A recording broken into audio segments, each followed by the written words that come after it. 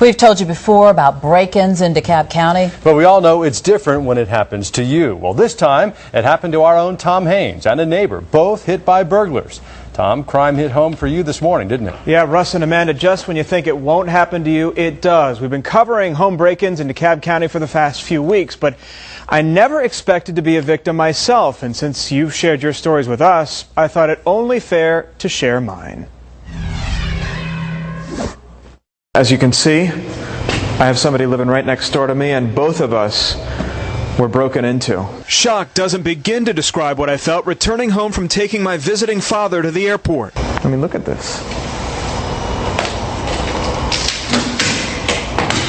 My whole door frame was ripped off. I wasn't sure if the burglars were still inside. I ran out to the car and I said, "Get in the car, we're going to the leasing office and call the police while we're on the way." The robbing crew's methods so violent, my mind naturally wondered what would have happened had my wife been home alone. I had my wife with me, thank God, because you don't know what happens if the people break in and they find somebody in the house. The crooks moving with speed and precision. They know exactly what they want. DeKalb police saying they often watch and wait to see when you leave. These guys that do this, that steal things like flat screen TVs and computers, are very good at what they do. They move very quickly. They know exactly what they're doing.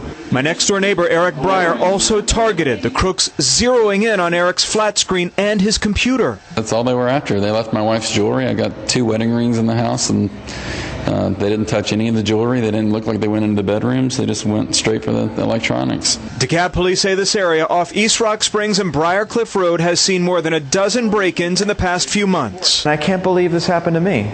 And I'm sure anyone who's robbed says, "I can't believe it happened to me." DeKalb police tell me these type of crimes almost always happen during the day when you're not home. They say neighborhood watch groups work to be vigilant, and if you see someone suspicious, to call police. Yes, and Amanda. We're so sorry this happened to you and to anybody. Yeah. It feels like a personal violation, doesn't it? It really does. You think of all the pictures on your computer and what have you, but you really think about your family, and it all harkens back to their safety, and just that everybody got out of this safely, and the police say just watch out and watch who's driving around your neighborhood. That is the good news in it, that you weren't there. Yeah. All right, thanks.